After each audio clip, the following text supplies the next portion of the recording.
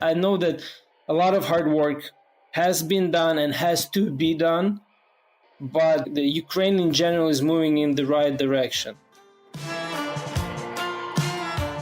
Hello and welcome to a new episode of the Yellow Van Stories. We are so happy and grateful that you have made the time to come on board with us today. I'm your host and driver, Bastian. We've been waiting just for you and kept your usual seat by the window side. After Russia's invasion of Ukraine, the topic of the second season became very clear to us. We decided to invite Ukrainians into the van to share their stories with us and to learn more about Ukraine's cultural identity, because too often it has been appropriated by a chauvinistic Russian narrative. The same narrative that is now serving as a pretense to the war. Supporting Ukraine, in our opinion, therefore has a very strong cultural dimension as well. In today's episode, though, our focus won't be a cultural one, as we have a former Deputy Minister of Defence with us, who, after now 5 months of the ongoing war in Ukraine, will share his impressions with us and his outlook for the future. Fonzi's in first gear already, and we are good to go. So buckle up and sit back, because today we're going to meet Oleksiy in Chernivtsi.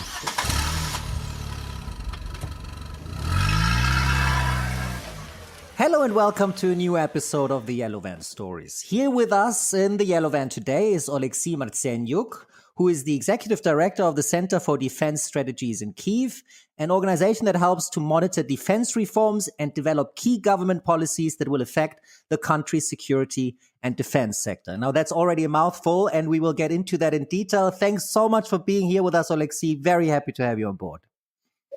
Thanks for having me. It's a great pleasure having you, and especially because the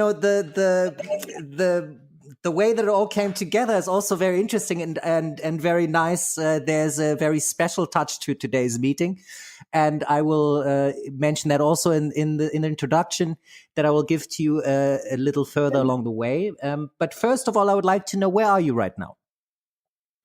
I'm in Ukraine. To be more precise, I'm in my hometown of Chernivtsi, which is like western Ukraine, near the border with Romania and Moldova. So it's approximately 500 kilometers from Kiev, which is the capital of Ukraine. Can you explain a little bit what the situation is in Chernihiv at the moment? Did I say that right? I really struggle. You pronounce it correct, except the city is wrong.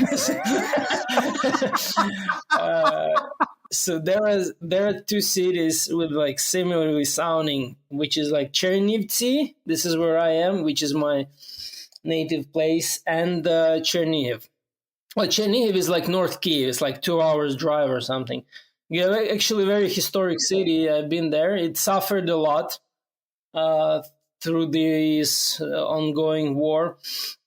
But luckily I'm not there. I'm a bit in a different direction, so I'm very close to the border with the European Union, namely with Romania. But also Hungarian border is not far away, and Slovakian, Polish border is a bit more far away, but so it's difficult to describe geography with words. You have to look at the map, and then you're like, okay, guys, stop talking. I know what you meant. So, you know what? I will just link to a very big Ukrainian map in the show notes. That's what I'll do. I'll just put a very big Ukrainian map in the show notes, and then everybody can just take a look for themselves. I think that's the easiest. So, what I would like to do, I would like to actually introduce you a little better to understand what it is that you do, and also to understand a little bit the relationship that we have with each other, because we have known each other for, we figured out the other day, almost 17 years now, 18 years, I think.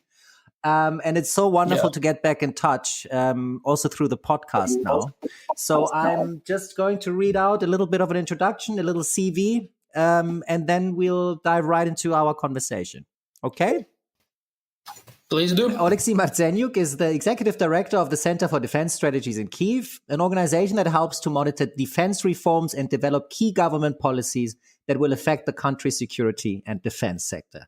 And this certainly needs a little more explanation from you, Oleksiy. And we will get into that in the course of the podcast, of course. And also, which is quite important, you served as a civilian deputy minister in the Ukrainian Ministry of Defence for almost a year. And but before then, originally, Oleksiy has a business background. And because of this, Oleksiy's and my relationship actually goes way back. When I studied photography in Gent, in Belgium, at the end of my first year, all students had to choose a topic and project outside the curriculum, and entirely self-sufficient and motivated by our own interests. And this is now almost, like I said, 17, 18 years ago, I think. And as a foreigner myself, I chose the topic of migration and opted to take black and white portraits of people far away from home in Belgium. And I put it all in book form, presenting them on a double page with their portrait in black and white and one page of the most cherished and valuable photo in color that they brought with them. And Oleksiy was introduced to me by my dear friend Apoorva, who studied with him at the time. And at this point, I have to give a big shout out to Apu and a greeting and a big hug. And I see him far too seldom, I hear him far too seldom. We're thinking of you, Apu, and thank you so much for introducing us back then. And really, one thing is, I remember the portrait of Oleksiy still so well after all these years, because standing in his rather modest and empty student cave, but with a big, bright Ukrainian flag on his wall.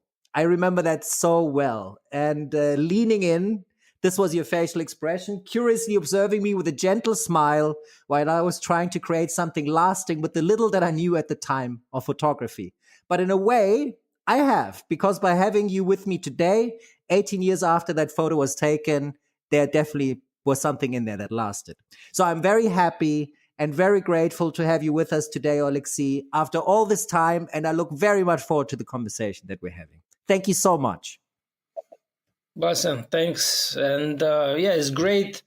Actually, this is my first podcast where I am a guest. Well, actually, first podcast ever where I'm actively participating. How do you feel about that?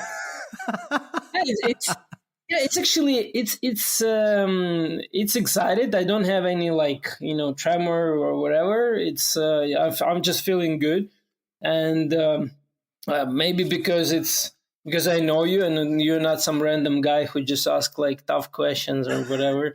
And but I don't know what to expect, by the way. Who knows? Maybe you changed. You don't know if they're going to be tough questions. Maybe those questions are very tough. You don't know yet. Let's just see. Yeah. Well, I prefer not to know that in advance so that I don't have extra pressure. That is the very best. That's the very best attitude, actually. Exactly. Just take it as it comes. I agree with ignorance that. Ignorance is a bliss, it's like... Oh, it can absolutely be. I always have to think of the Matrix. Because that sentence when he takes a bite of that juicy steak on his plate is just what always comes to my mind with that sentence. Ignorance is bliss. But it proves that point very, very much, I believe. So I just want to start off with you a little bit about your life at the moment. Some insights into your private life as well, as much as you're comfortable with. Of course, I'm not. I don't want to invade in any way, but I know, for instance, that you've become a dad, and congratulations, first of all, for becoming a dad for the third time, right? Correct. Yes, third time. It's a boy. It's my second boy. I have boy, daughter, boy. And, son, daughter, son. We got you. Yes. It's a very important clarification. Yes, very important clarification. So basically, he was born on the 19th of March. So at the height of the battle for Kiev. And the Kiev was actually where my family used to live, used to reside.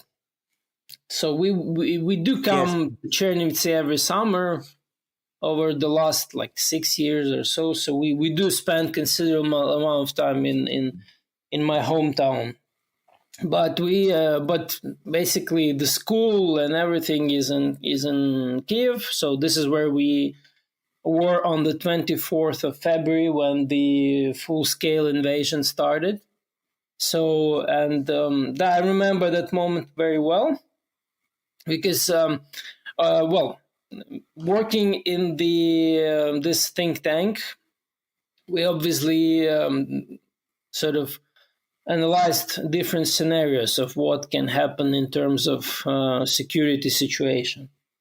And basically, the analysis that we produced and the various kind of research sort of showed us that basically Putin wasn't 100% prepared for that full-scale offensive.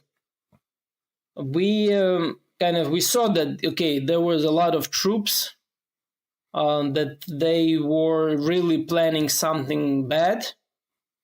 And for months, right? They had been assembling on the borders. Actually, the first time our center analyzed the situation was actually a year ago, because the first escalation took place in April, May, I guess, in spring 2021, which is like a year ago. And there we analyzed. And at that time, the readiness of his forces was much less than in February. But even in February, it was still far from actually being ready for something really, really strong. So basically, we analyzed it, and I won't go much into details how we did that. But actually, you can have intelligence report. You can read intelligence report about how many trucks, how many medical, how many logistical units you have, etc., etc. And that was pointing to the fact that probably a wise military commander would not start that. But at the same time, we obviously understood that there may be some irrational moments, so moments that could not be explained by logic. We understood that Putin can be living in an informational bubble, so he may have a distorted view of what the situation is. So and obviously he can just be reckless and go ahead. But again, there was also a high probability that this could be a big bluff. But at the same time, we sort of. But an expensive bluff, right? Yeah, of course. But if for them it's okay. It's expense is they stole enough money to kind of, and they care too little about the well-being of their people. So the money is not really an obstacle. So if you say, okay, it's expensive, let's not do it, that would not count to them. So they could still go ahead, and they did. But on the eve of this invasion on the 23rd, I spoke to one of the clients, because we do some consulting for clients defense and security consulting, and I told him that so look, our analysis is still the same, that actually there are no prerequisites for successful full-scale invasion and holding of the territory. So, but we don't know, so please don't turn off your phone at night, because I may call. I don't know, because I'll be monitoring situation. I have a habit of waking up at the middle of the night and then checking things, and then I would go to bed again. So I woke up at 4 a.m. and I checked the news, and as I was checking the news, I heard blasts outside of my window. So which were So this was the morning of the 24th. Yeah, that was morning of the 24th of February. Yeah. Yes, the day of the invasion, and so it wasn't like the blast of the missile hit or anything. It was the blast of the air defense, but still, I understood that it started, and then the news just confirmed it, that the Putin officially announced his operation. I mean, basically, he started the war, the full-scale war. It's important to kind of note that this is not just the start of the war; it's the start of the full-scale war, so of the full-scale invasion. So and then I woke up my pregnant wife and I said that we really need to go, because obviously, if Kiev is attacked, that means that it's not safe to give birth here in Kiev. And so we packed whatever we could within like very short time, and took the kids, and we kind of traveled. We went out. So it took us about 6 hours to get out of the city, and by car, right? By car, by car. Yeah. We went to her parents, who live just like 90 kilometers outside Kiev. We went there, and so my goal was to place them in safety, and then I returned the next day to Kiev.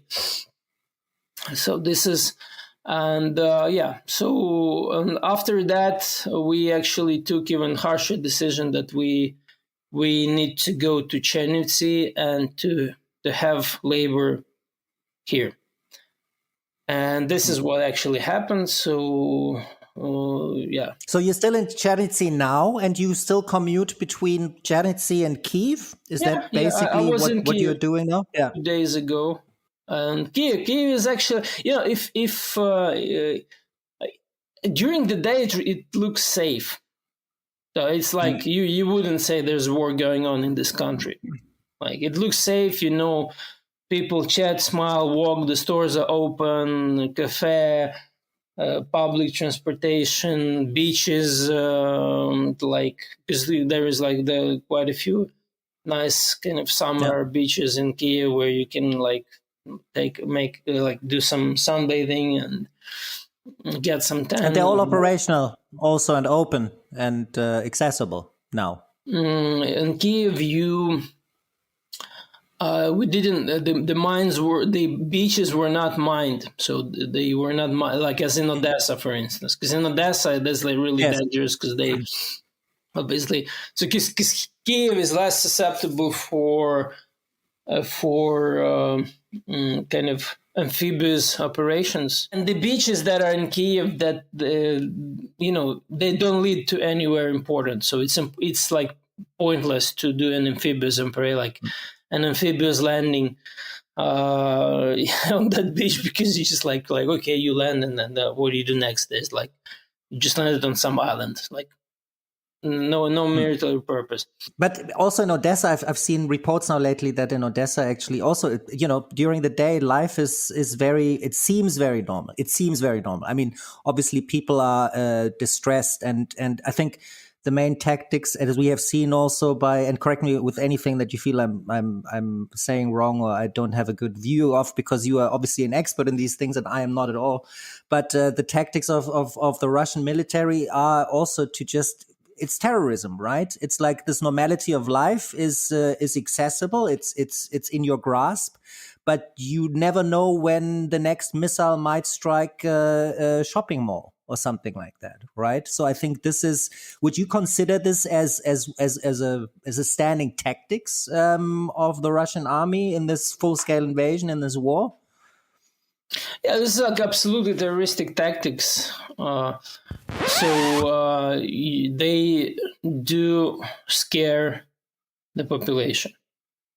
So they want people to be afraid, to tremble, to beg for peace, and that's why you see those many civilian targets being hit, and even if they're hit by mistake, they're okay with it. So they say, okay, if we miss and we hit something civilian instead of military target, yes, that's okay. So basically, they want to increase, I think, the way that I see it, increase the internal pressure in Ukraine from the population to at some point go, settle for peace to their own government, because they just want it to be over with.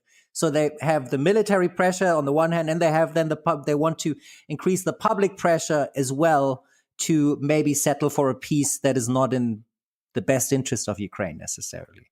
Would you agree with that if I put it this way?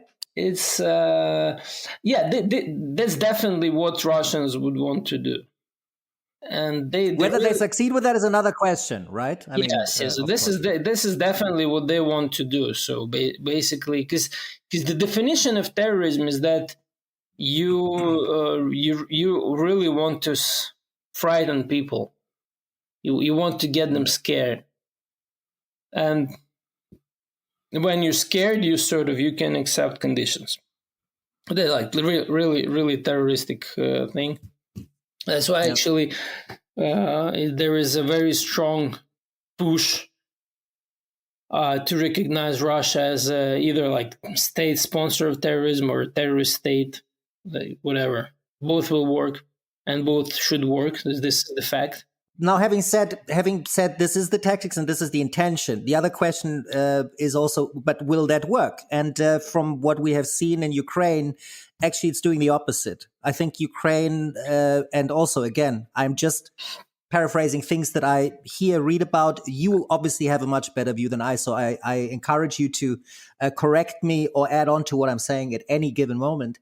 But it seems to me that the actual effect is a different one, namely that Ukraine is actually moving closer together than ever before through this outside pressure, rather than being split, internally as well, and to settle for peace more quickly because of this terrorism. Is that an observation that you're also making? That Ukraine is actually, as a state, closer than ever before? Yeah. So if we talk about like Ukrainian people. So obviously that's they actually experiencing as like something totally opposite to what Russia is intending to do. You are right in saying that it actually makes people more willing to win and to reach peace on the winning terms from our side. That's how I would put it. Is this also, in that sense, a very important moment then, actually, also in the nation-building process of Ukraine, in that sense, according to you?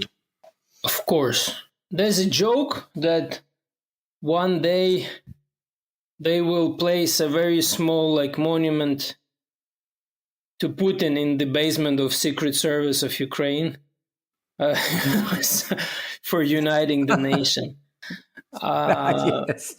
Because actually, it just a very, very interesting highlight that the survivors of the Bucha, you heard the Bucha killings. Just in case you haven't heard about Bucha.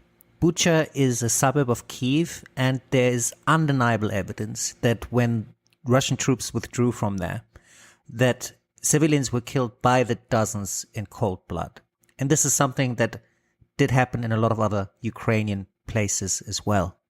I have compiled a list of articles in the show notes for you to get an overview for yourself. And now back to Oleksiy. So from what I read, they have a very strong resolve to win.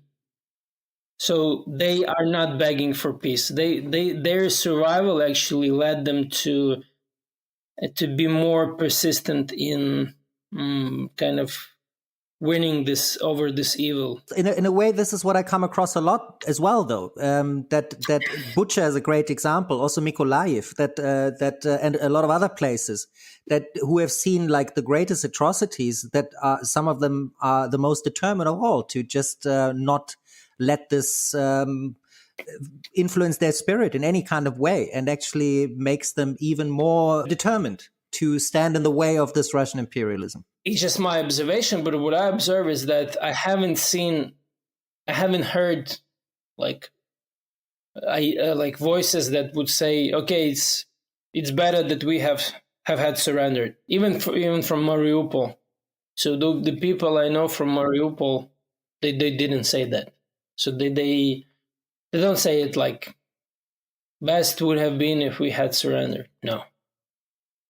But I mean, obviously, they exist because, look, let's take into account that many people were forcefully or voluntarily taken to Russia, so we don't hear their voices. That, or if we do, we hear some distorted voices, or maybe they're genuinely believe that it was best just to give up, and I don't know. But overall, what I observe is that the sources which I follow, there were no such mentions that, okay, it would be best to surrender and let them do whatever. No. So the resolve is there. So we don't see much information from the territories that are currently occupied, but were not Luhansk and Donetsk? No, not like Kherson. Kherson and So we Mariupol as well now. They didn't. They were not. There's a big difference between Kherson, Bucha, and Mariupol. So Bucha wasn't bombarded. So there were heavy fightings, but these were street fightings. Yeah, and many people were like killed, but they were killed not by shelling. They were killed by infantry in general. So there was a period. There was like quite a few weeks that actually there were no talk about retreating. So and the most killings were like happened actually during that period. Whereas in Mariupol, so there was like simply bombardment. So there was just shelling, indiscriminate shelling. So basically, that obviously a different story. And in Kherson, there was just occupation. So they occupied and they mostly didn't touch. So there were some repressions, some kidnapping, etc. Well, not some. It was still quite massive. But overall, the people didn't suffer the full extent of the horrors of the war as people in Mariupol did, and as people in Bucha. But still, Bucha is I sort of separate those two cases, like Bucha, Irpin, and Mariupol. This makes sense. Because it makes sense. Different, also from the criminology point of view, this is different. No, I think you've made a very good distinction actually between the three cities. I think very well, also for me, because it's true. There's a big difference. Also because Bucha, for instance, now you had the first trial for war crimes, because you can actually the killing you can trace it back to single individual soldiers, right? In Mariupol, it will be very difficult, and in Kherson, it is also a different story. And I think you made the distinction very, very well there, and I think it's very easy to follow that. So I would, but obviously, this is also, it's not always as black and white as you would have it in a conversation like this. And there are a lot of things leading to each other. And I would like to, maybe if I can, with my limited capabilities, to just stretch it out a little bit further. But before we do that, I would just like to, because this is what we started off with, just ask you what it's like. You've just become a dad for the third time. You have a family. You're living in Ukraine. On a private level, like what is it like to have a son born into these times? What does it do with you? It's it's difficult to answer, to compare, like because like I had my daughter was born in 2016, which was, I would say, like relatively peaceful time, so. There were some positional fighting, like trench war in Donbass, but you wouldn't feel it anywhere else in Ukraine. So it was just, okay. So nothing's happened. Very isolated incidents, basically. Yeah. So whereas my first son, my oldest son, he was born like in the advance of Maidan. He was born like in like at the end of 2012, and when Maidan happened, you know what I'm talking about, yeah. Yes. When we ousted the president, Yanukovych, when he fled the country, yes. So and both with him both at that time and now, I had this feeling that okay, so this does not come for granted. I have to fight. I have to do something to make sure that basically they have the country to them. So they and for it's with the newborn one, it's easier because my oldest son, Oleksiy Jr., he's like, he grew up like Ukrainian, so he doesn't know any other reality except the reality in which like Ukraine is an independent state. Kiev is the capital. We belong to the European family. We are a free country. We're like we like to do business. We open. We like everyone has the right to speak out, etc., etc., etc. So he has no other reality than that. So basically, it's actually, I think that all my stance towards like defending the country is actually defending it more for the older son, because the newborn, he just doesn't understand the thing, and but obviously when he grows up he will understand it, but it will be a bit later. But for now, the biggest motivation I have at the moment is actually defending the country. I mean, working for the victory for the sake of Oleksiy Jr. and my daughter Ariana, because they are experiencing it. They know that Putin is huilo, that they know that that Russianism is the new reality. So we have Russists, we have Russian fascists, Nazis, who really want to exterminate. So, and as Golda Meir, who was born in Kiev, by the way, and who was Prime Minister of Israel he was actually. Our apartment is not far from where she was born, like physically. And then she said, so we want to live, our neighbors want us to die. So there is not much kind of in between, so that's same here. It's I'll tell you this story that when analyzing, now I'm back to being the executive director of a think tank, so not just a father. So all right, before you move to that, let me just ask you. So your son being born now, does that increase your resolve in a way? Does it not really change much in your perception of the country and what needs to be done, or has it also that impact on you that you think now you have even more reason to defend Ukraine against this invasion?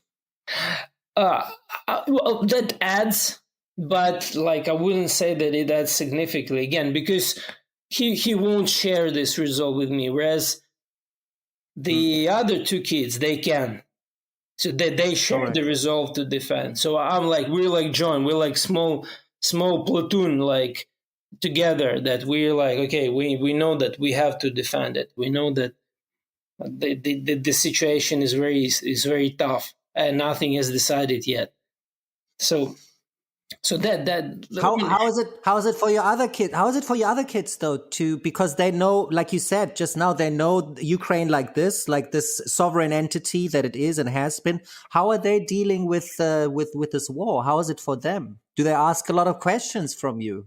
Well, it's not that they're asking question of. I mean, what's happening? They are totally aware that there is a fight, that people die, and that we have to fight that. So, but it's not that. I mean, they do ask some questions, obviously. So, but these are more like clarification questions. So, I think they're for their age. They're quite familiar with, because we had refugees. We still have some, people who had to change their residents, and they live like next to us, like All right. and actually we made very good friends with them, and then they know that they had to leave their places because of the war, and so they know it. They understand that there are people who suffered a lot. They understand that and so for them it's like, I think it's pretty much clear. So they just live in the reality of where there is an aggressor who wants to destroy us, and we have to fight them back. But you have your family routine, even though it's now a little different because you're in Chernivtsi and you travel to Kiev a little more. There's probably a little more commuting. But in general, you have your family routine, and that's like a life like it was before the war. That's the bottom line that I want to know and understand a little better.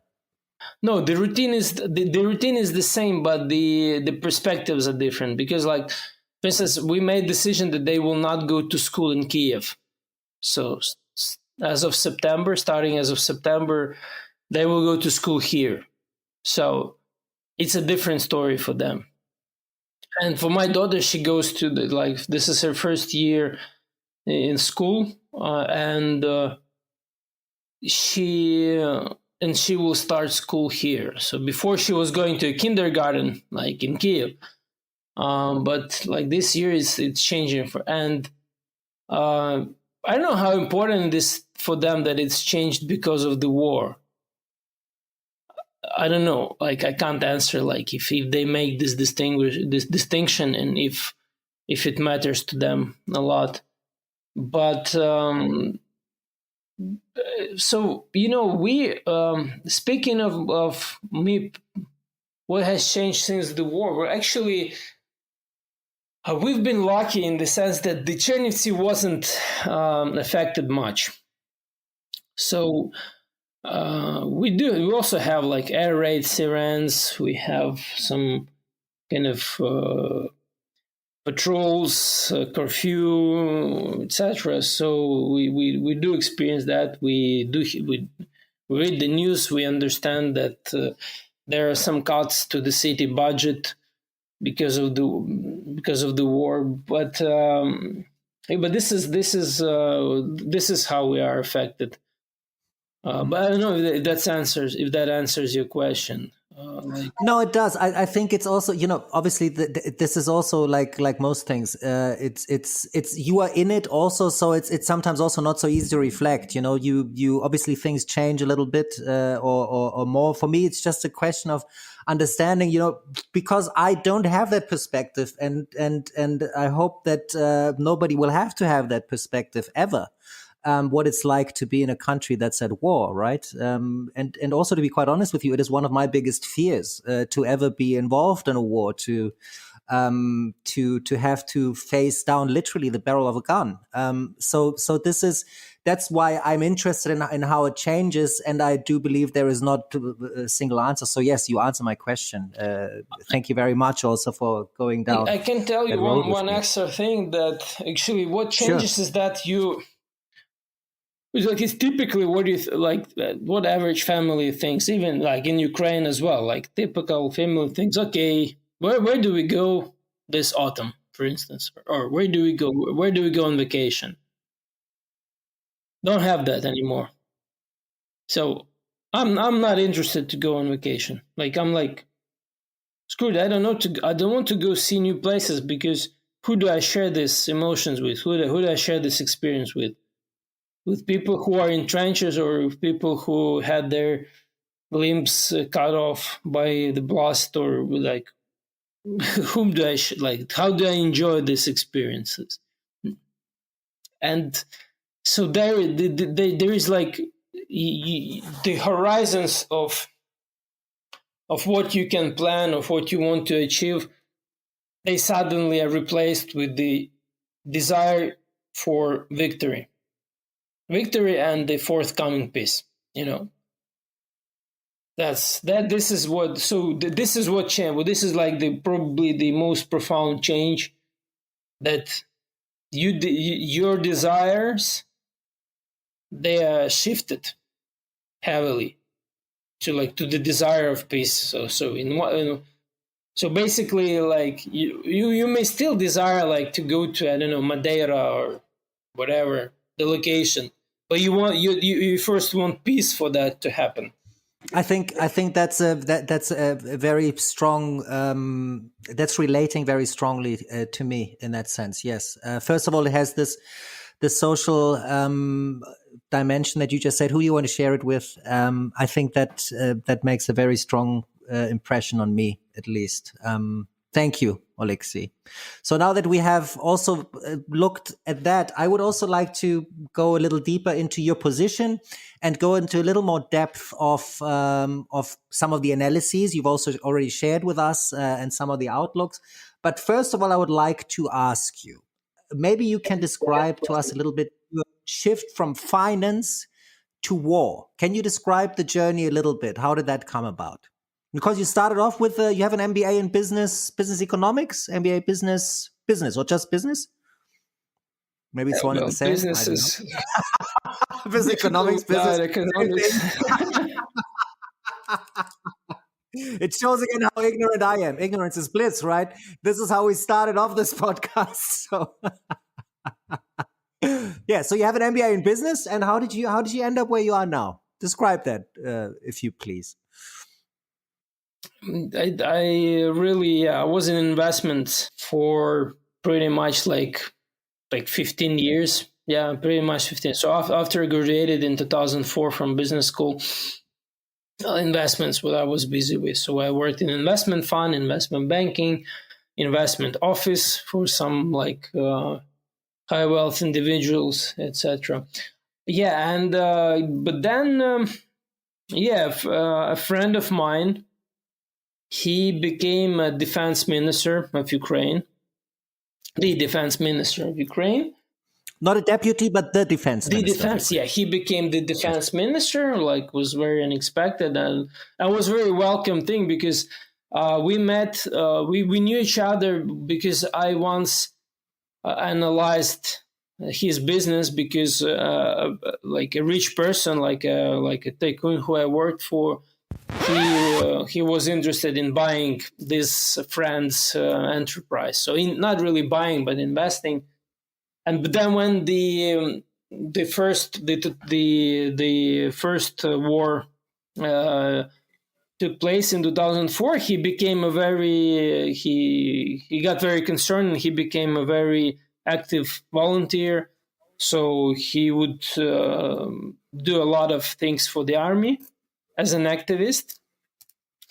And then he would launch a reforms office for the Ministry of Defence. So he was the director for the reforms office. So he was doing a lot of reform projects for the Ministry of Defence.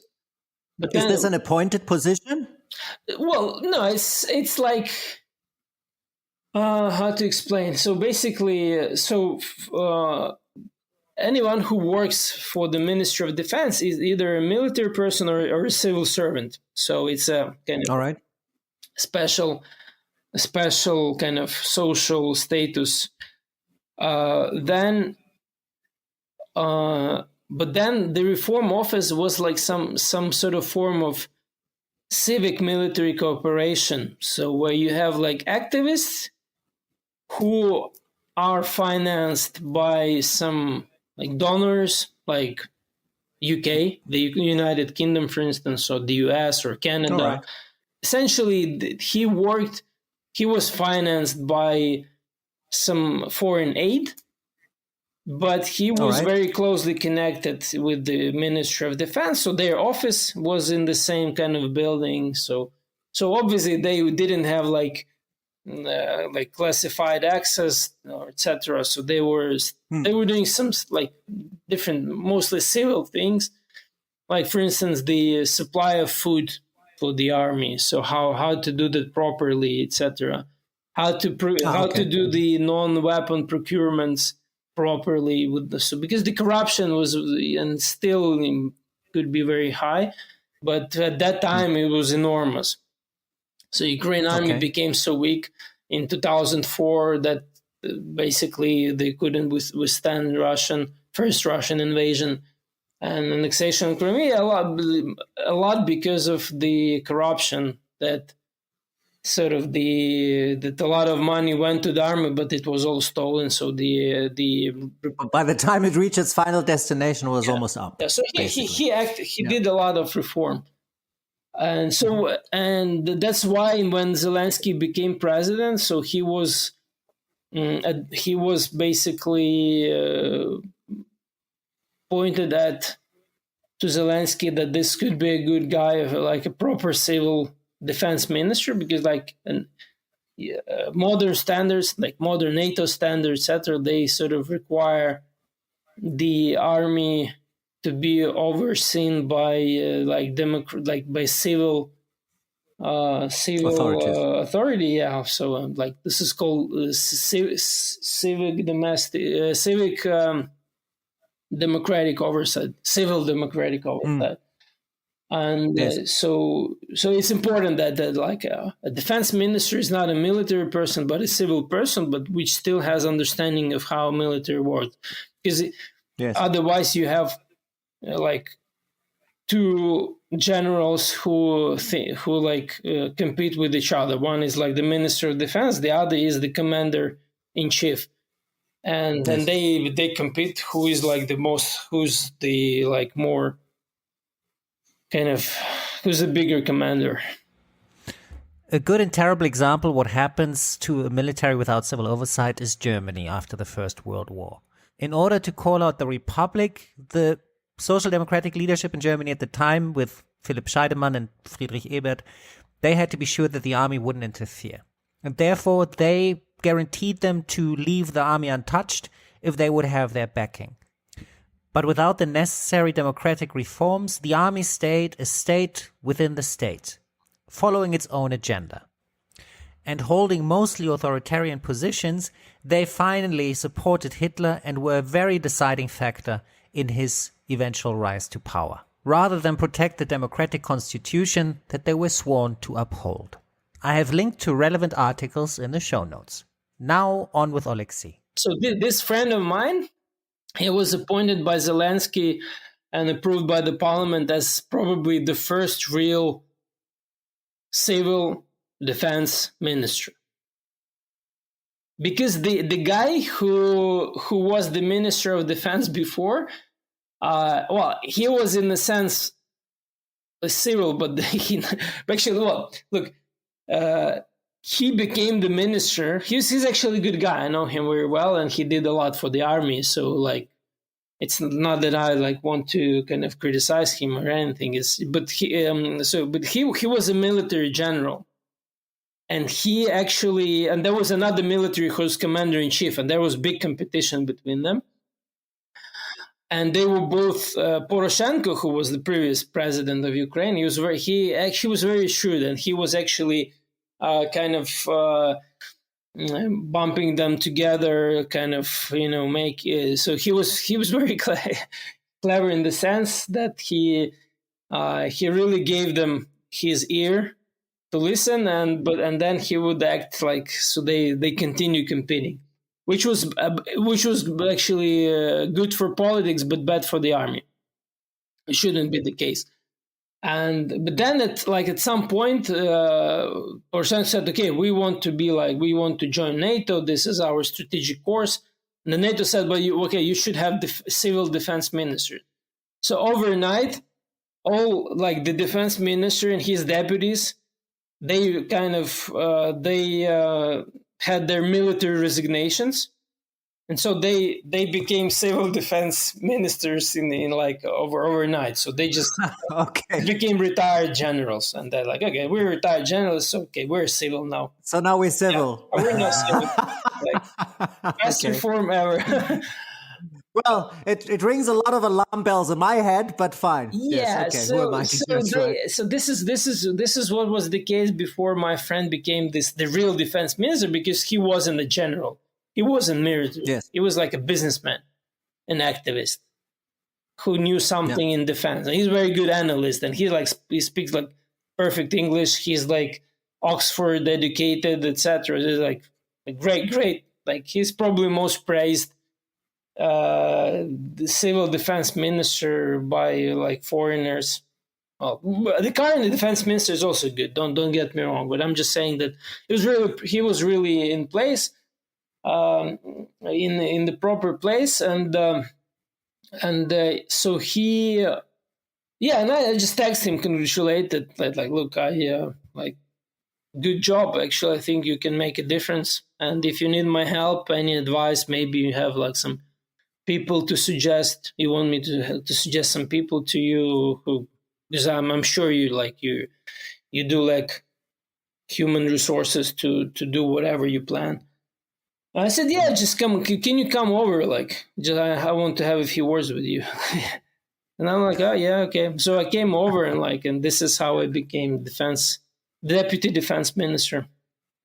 Civil deputy defense minister. Well, there's no position like civil defense. The position is like deputy defense minister of Ukraine, but they are civil by nature, and so which means that basically it's not like the position is not called the civil deputy. The position is called deputy defense minister of Ukraine. So this position is only also open for civilians, or is this position also available for military? No, it's only open to civilians.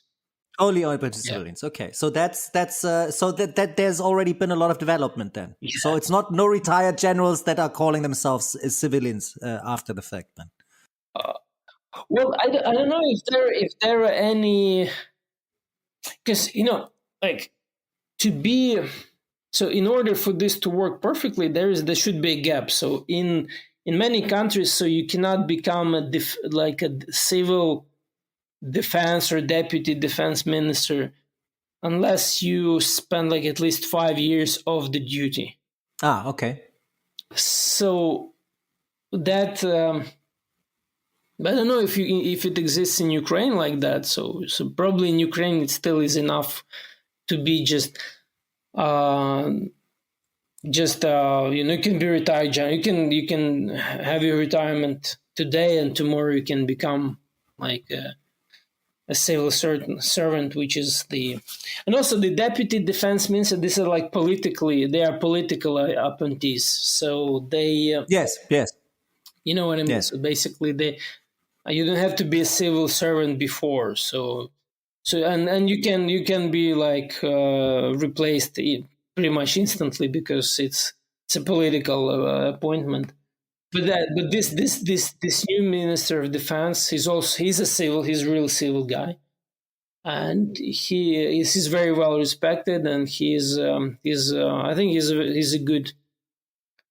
in the right place, and his deputies are quite okay, and the commander in chief he's a pure military guy. He has like no civil ambitions whatsoever.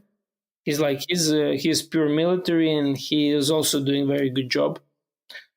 And and he's also what's very good sign to me is that he does listen to the previous militaries, because like remember I told you the story just like a few moments ago that there was a commander in chief who was in competition and in kind of had tensions. Under Poroshenko.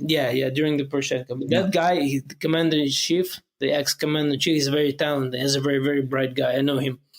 He's like he's real good military strategist and tactician. He's like really. So this new commander in chief, he invited him to help run this war, and it's been very, very efficient so far. So yes. So because they had this like some brilliant operations, like the drowning of the Moskva ship. It's amazing.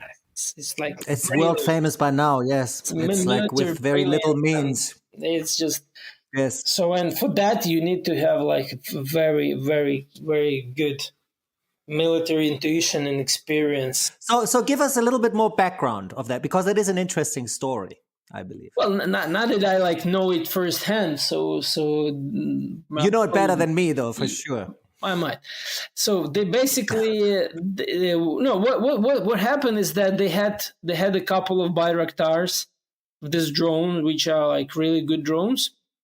They were actually, what are they called? Bayraktars. Bayraktar, yeah, it's a Turkish-made drone which can fly long distance and can fire 2 to 4 missiles. But those are military drones. Yes, those are military drones. Yeah. So basically, the long story short, so there were 2 Bayraktars distracting the Moscow air defense, because actually Moscow, it's itself the air defense ship. So one of his like goals was to provide the air defense for the other fleet members. So basically, when they would like kind of be in the sea together, so the Moscow's task would be to provide the air cover. And it's one of the biggest. It was the biggest Black Fleet ship, right? It was the flagship. Yeah, exactly. It's like the flagship of the Black Sea Fleet. And so what they did is that they distracted the air defense by the Bayraktars, which were just flying like 2 of them, and it's kind of when there are 2. Like their air defense basically is dumb. So when there are 2 targets, but it's easy to maneuver with them. Like easy, not easy, but like it's so.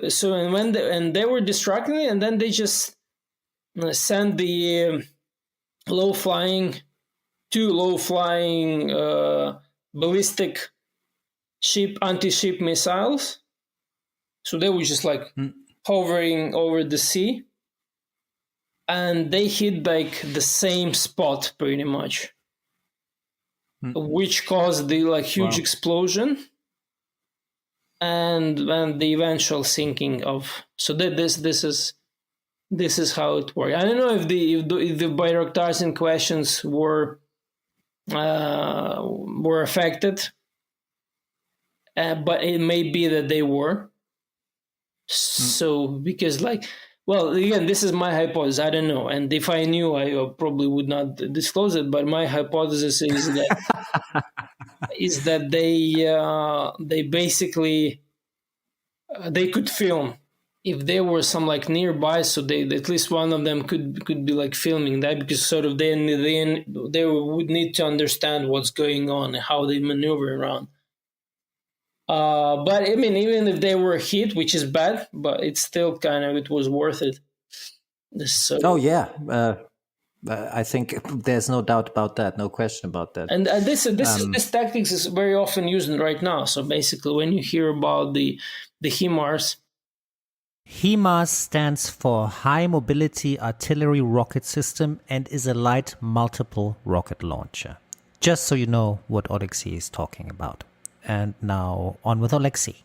So usually it's before the HIMARS attacks, there is a distraction by other means. So it can happen like this. So there are some other missiles who attack their positions, and while their air defense is busy shooting them and then recharging, the HIMARS arrive. Yes. So that's how it works. Or the other way around.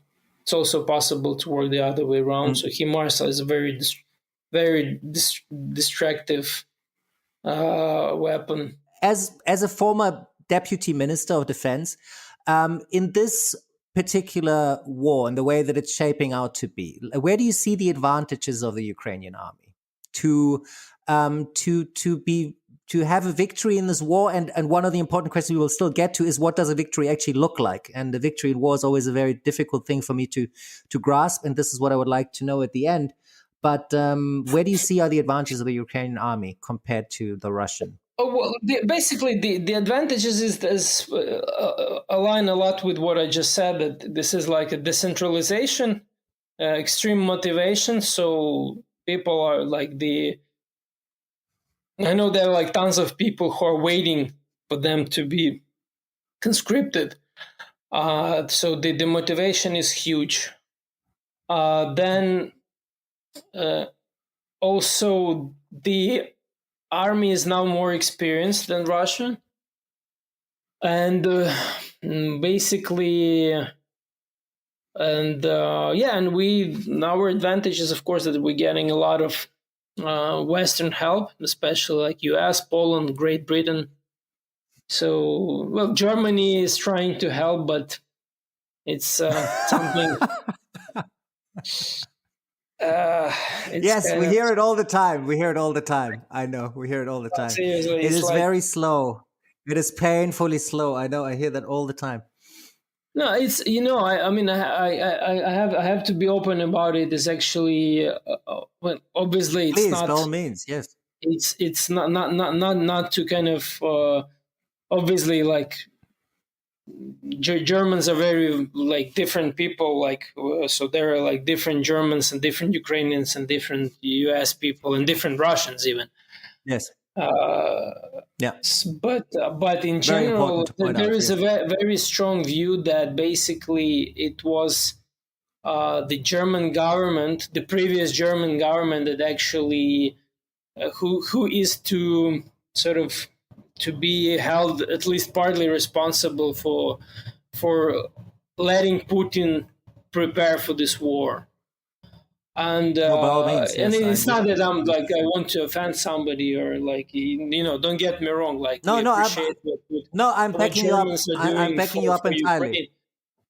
But seriously, like the stories pop up like that, like how like this company Rhine Metal was building the entire training facility for the Russian army, that the oldest supplies. I read that, yes. All the Nord Streams, all these things. So, and so, I mean, obviously, again, like there are no like people with the crystal ball, right? But still, like you're being very diplomatic now. I understand that it paints a great picture of you, but it's not about having a glass bowl. It's about there was literature out there. There were articles written by Putin.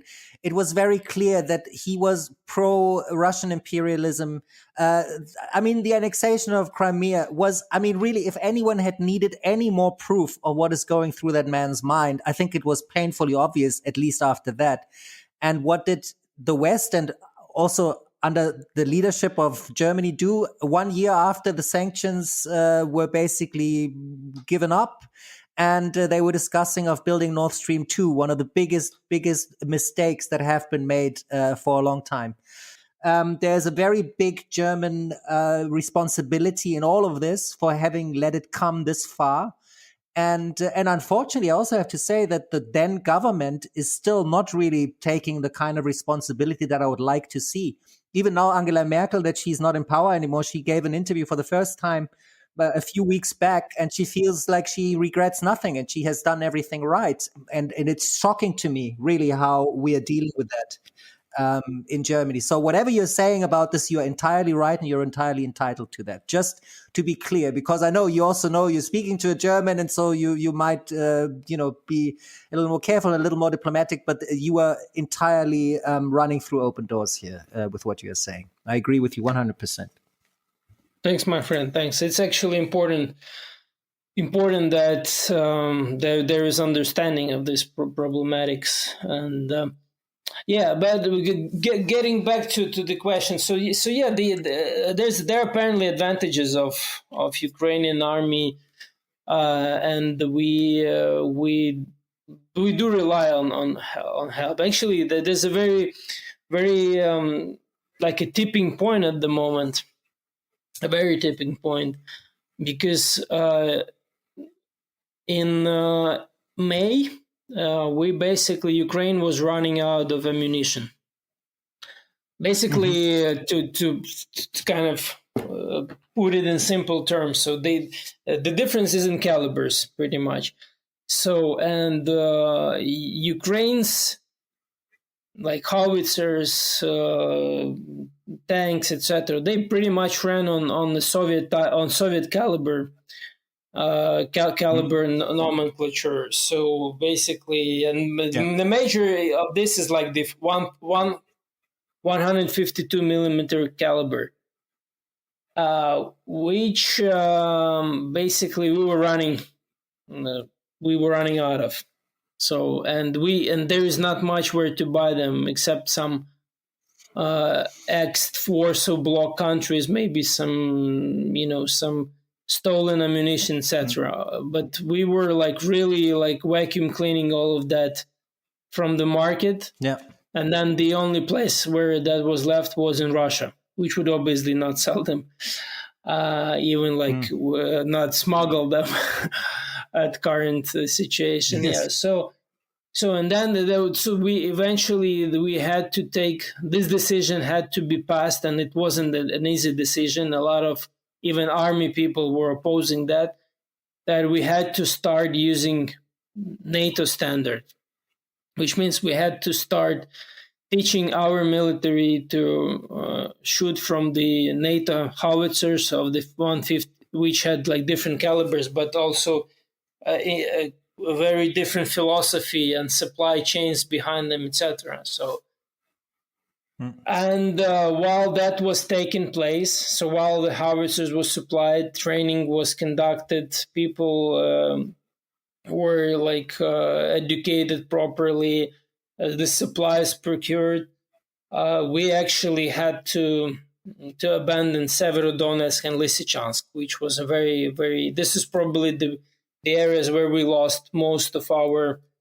best people, and also most of the casualties suffered. They were in that area because there was this transition period from the NATO calibers and the NATO supplied weaponry. From the Soviet supplied to NATO supplied weaponry. Yes. So. How long does the training take? Just quickly, how long does it take to train people on the new weaponry? Well, it depends. The howitzers take like few weeks. The MLRS, the HIMARS, is longer. Also, the logistical things take a lot because it's like so the training, we talk about that like a good month can pass before people can do something valuable and meaningful on the battlefield. So that's but now obviously we're past that tipping point. I could witness the arrival of some Western provided weaponry, and it's amazing. It's like, so it gives a very good chance. So and now there are numerous reports that the fighting changed. So the level of shelling decreased like times from what it was before. So by Russia, shelling by Russia, yeah. And the reason for it is that firstly there were like a lot of depots, ammunition depots destroyed. A lot of logistical links were destroyed. A lot of the command positions were destroyed. So and overall, so the Russians currently face firstly the lack of ammunition because the Russian logistics is a mess. It's been a mess. Actually, the reason of their loss in the battle for Kiev was the logistics, because there are no railways in the direction from where they attacked. Whereas in Severodonetsk, in Donbass, there are plenty of railways.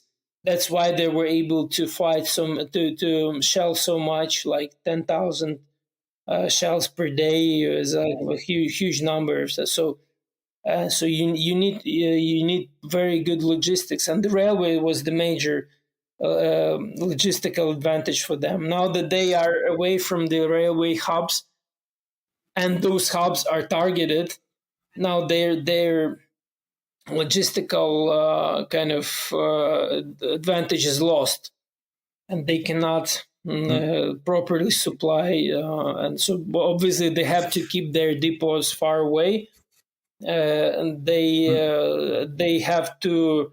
So the logistical shoulder is increased several times in many places. Yes. So basically, when at some point they could like have like 20 to 30 kilometers by truck.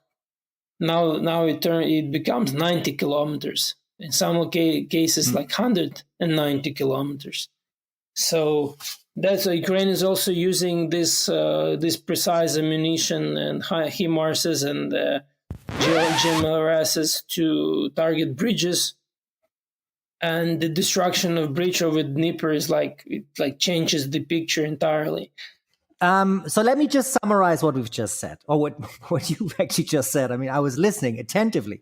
So the three main advantages, as far as I understand, is, for one thing, the decentralization of the Ukrainian army, because of how it makes its decisions, that it's a lot more less top down and a lot more involved in the locations where it's actually based to act quickly. The overextension of the Russian troops due to logistical chains and so on, and also the Western weaponry, right? Would you agree with that summary? Absolutely. Okay, so that also makes you optimistic. Is that a form of optimism as well for you to see this, and this is why you think that? It's a very careful optimism. Yeah, when we talk about military and war, and so you have to be very careful about predictions and expectations. But definitely these are the factual advantages which have proven themselves as very efficient on the battlefield in very tough circumstances. And when we talk about that, also the Western weaponry, also I heard today or yesterday, I think some 2 or 3 German tanks and some anti-aircraft missiles finally arrived in Ukraine. That's good news, I think. But when you talk about Western weapons as well, it also points to the fact that it's very important, and I think this is really the main ingredient of everything that is going on in Ukraine, that there is a united front of the big Western nations to provide weapons and to have that unity to decide how to go forward from here, right? If this is the great strength, and this is, I think, something that can help beat Putin in that sense, that there is a united Western front that acts in unison and understands the situation that they're dealing with, right? And obviously, Putin is bombarding that. We have, on the one hand, the terror of civilians, which we've already discussed, right? Which is something to increase the pressure inside of Ukraine, that more voices will go, sue for peace, let's end this, because I feel I'm in constant fear and terror. So to put the pressure up in Ukraine.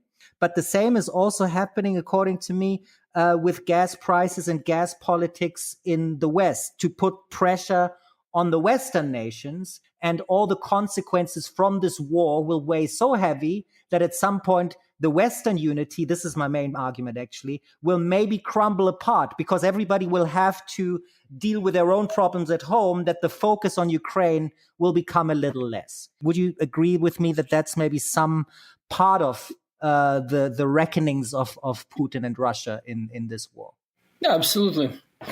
Well, I mean, look, there can be different aspects of unity, because Western unity is something that is,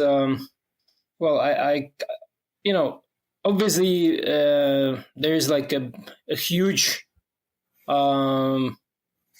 joint voice against Putin and joint stance against Putin. Obviously, different countries, nations, states, they can have different agendas. So, and different extents to which they can go in their resistance and their support also resilience against Putin, etc. But okay, let's accept that there is such a thing as Western unity, which is unity against evil for sure. This point needs a little more clarification, as we have a very narrow focus here on Russia's invasion of Ukraine. First of all, the West is a rather abstract concept, but I will stick with it for lack of a better terminology. Second of all, I don't believe that the West is a force of good in the world. On the contrary, I think a large part of the suffering in this world can be directly related to the selfish interest of Western democracies. Whereas the Declaration of Universal Human Rights, sounds very good on paper, we have yet to show that we will actually uphold them when it goes beyond our own self-interests. And with that in mind, I also don't subscribe to the point of view that this is a struggle between good and evil, because it would unjustifiably inflate the self-perception of Western nations. And as usual, there is no black and white. A lot of the decisions now are still driven by interests of security and safety and energy dependability. This clarification was obviously only necessary because of my flawed question. And I want to apologize to you, Oleksiy, for interrupting you at this point. And now we are going straight back to you. Obviously, the way that evil is kind of quantified could be different, but there is a joint understanding that the one who starts the war is the evil one. And in this, I can see the unity. I can see that people understand who started this thing, and there is no ambiguity about it. So there's a clear aggressor. Yeah, exactly. So you can hear voices that he was forced to, etc., but at least no one really can claim that, no, it's Ukraine who started. So, okay, yes. So back to your point. So apparently Putin's goal is, if not to destroy that unity, then to make it unbearable.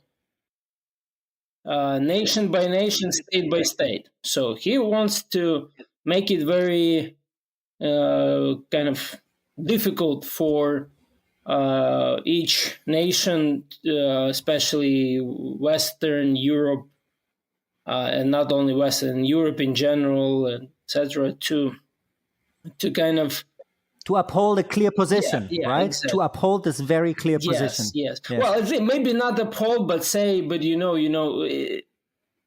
you can still be quite certain that Putin is evil, and something needs to be done. But you can reduce significantly the level of your support. So you could say, okay, we need more oil, we need more gas, so we need to buy. So this is his strategy. So you see, he's not going to say that, okay, I'm good. Believe me that I'm good. No. He's going to say, okay, I'm evil, but I've always been evil. Like, everyone knows I'm evil. I want to be evil because everyone will be afraid of me. Everyone will be scared. I'm okay with that. But are you okay with being cold? Are you okay with like that? This is his strategy. So it's very important not to give in to that. So it's important to understand that, okay, like we pay with some reduction to comfort, but they pay with lives. They paid with destroyed houses. Yes. And there should be no illusion that this is only about Ukraine.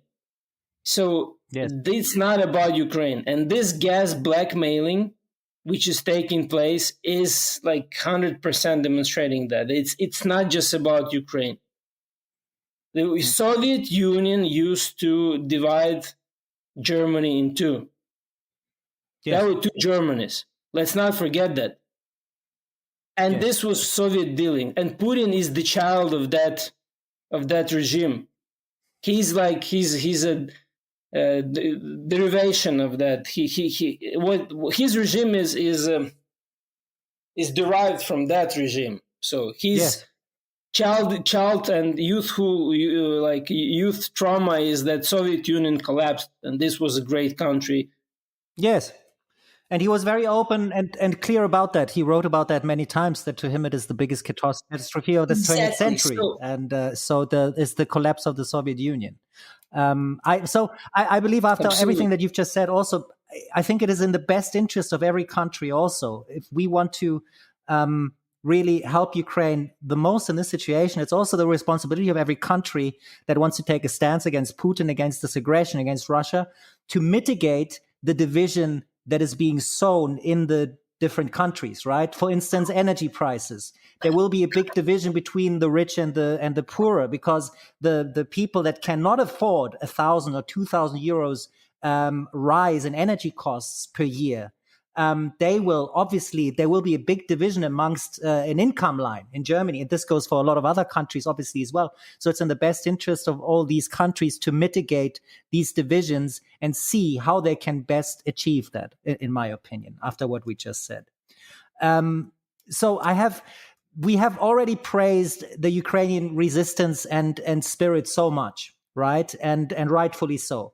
But we also have to be, I think, addressing some other points that lately have been breaking forth in the news, like, for instance, that some high-ranking security officers are also dismissed, like the Attorney General Irina Venediktova, and also the SBU chief Ivan Bakanov. Or Bakanov. If my pronunciation is terrible, you have to let me know, Oleksiy. Okay, was it okay so far? No, I won't. You won't. Okay. I want it to sound funny. No, Thanks very much. I rest assured now. You did a good job. No, thank you so much. I'm trying. Yeah, I'm getting into a little more when I do the show notes for the show as well. It's really very challenging for me. I do imagine I'm getting better though. Anyway, so that's happening at the same time. Also, there's $100 bounties on artillery spies, which is apparently a problem that needs addressing. So artillery spies being people that tell the Russian troops how they can hit the targets better. Right. So this is also happening at the same time. So there's kind of this uproar in the leading security forces at the moment. And there's this artillery spying. So there's a lot of undercurrent to everything that we have discussed as well. As usual in life, it's not just black and white. What, according to you, weighs heavier? Is it a problem? Is it indicating some sort of loss of leadership or influence over the political decisions in Ukraine by Zelensky? What is happening there? Or is this just, according to you, something that will inevitably happen during any war or any conflict, that authorities are challenged and power plays develop? No, actually, the kind of dismissals and questions, they are basically the sign that Zelensky holds a very tight grip on power. Actually, some opposition politicians think that he may be going too far. Personally, I hear both kind of. Some people praise it, some people don't. Some people say that this is like a reshuffling that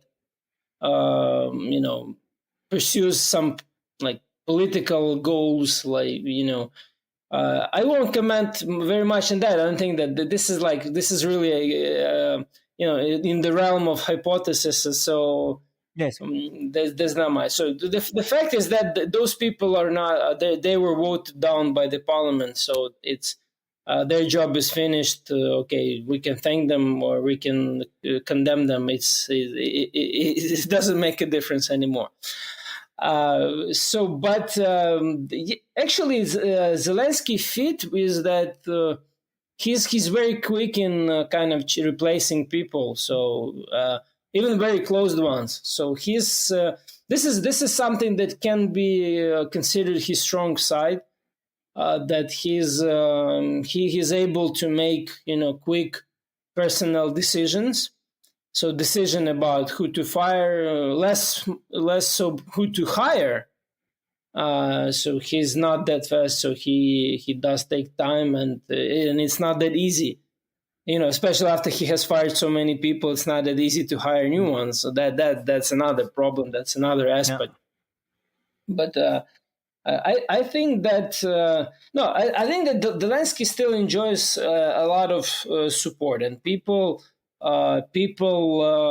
So basically, even like he's, I wouldn't say like more. There are people who like genuinely hate Zelensky. So they just like in every democracy, yes. Whatever he does, no matter like that he didn't leave Kiev, that he stood up against Putin, etc. He wasn't scared.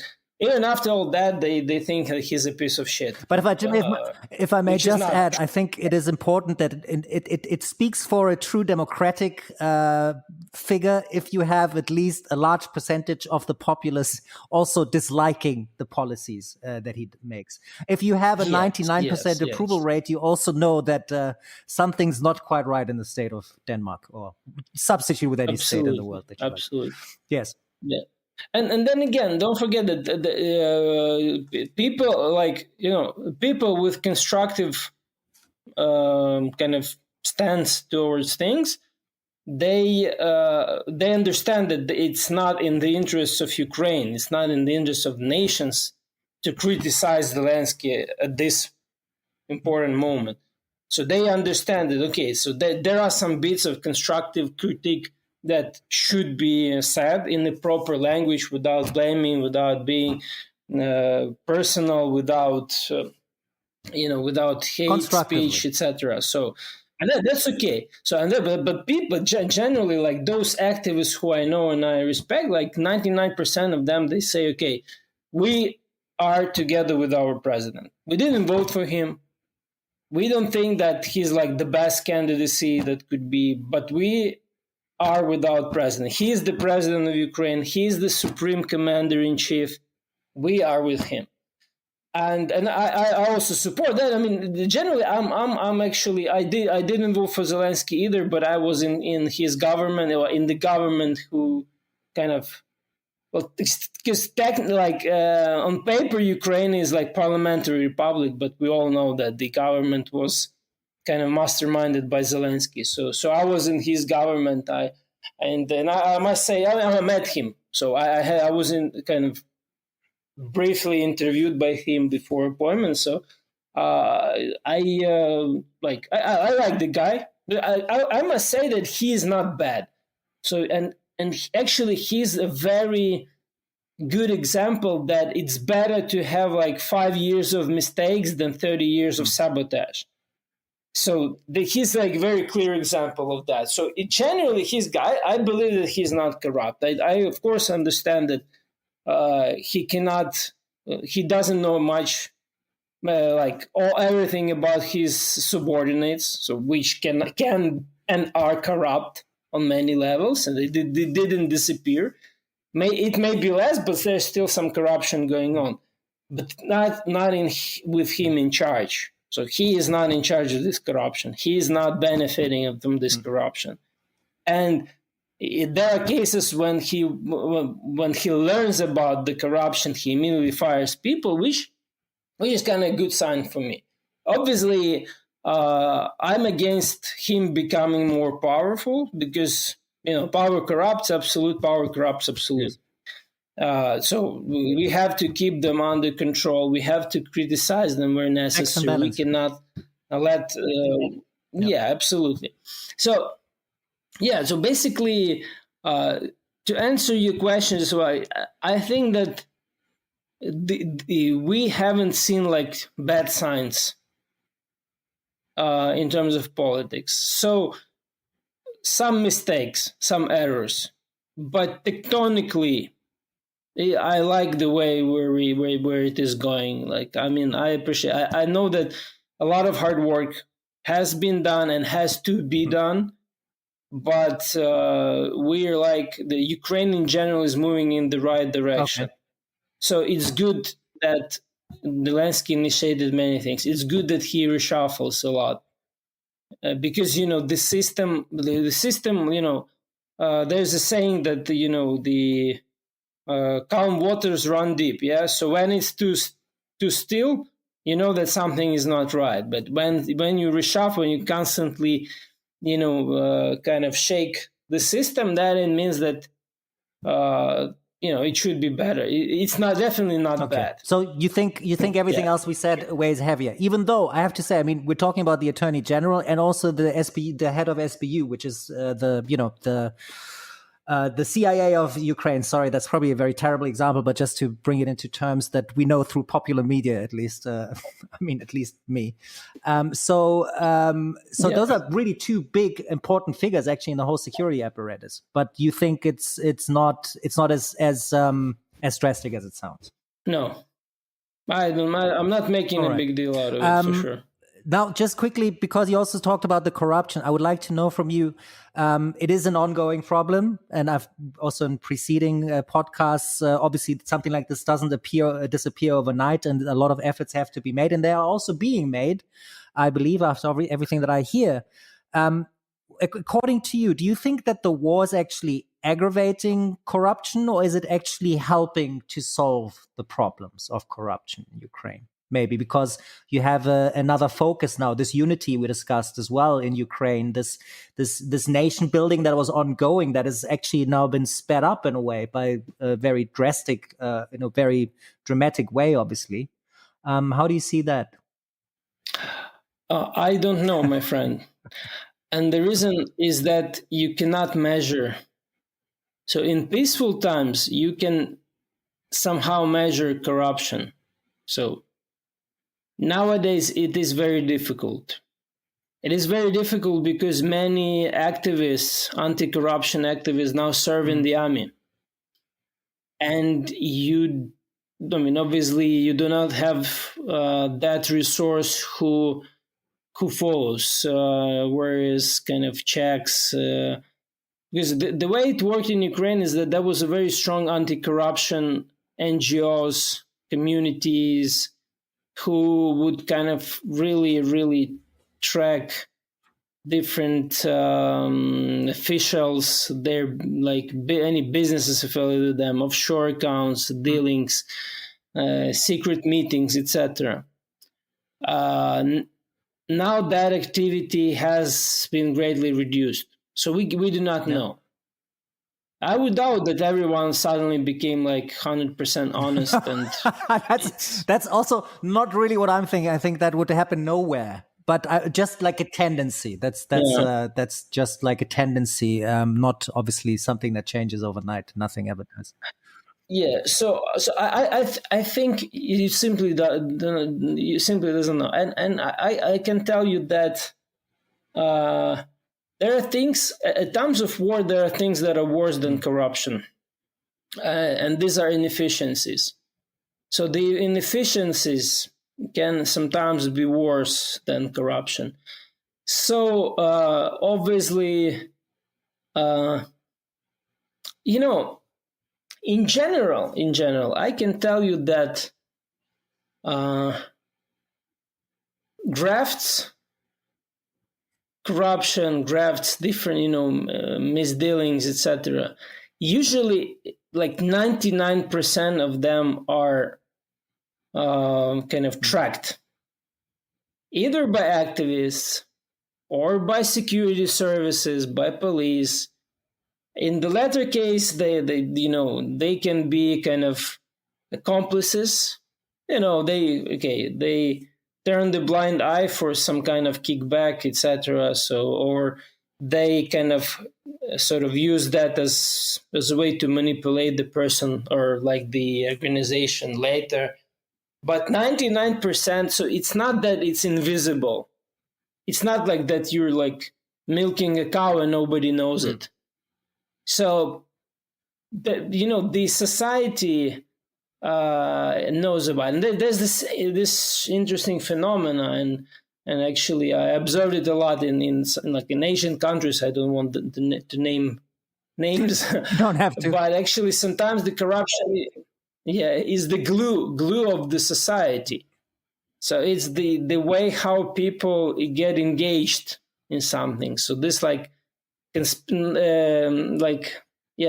people become sort of, not conspired, but kind of united, but something not very clean. Yes.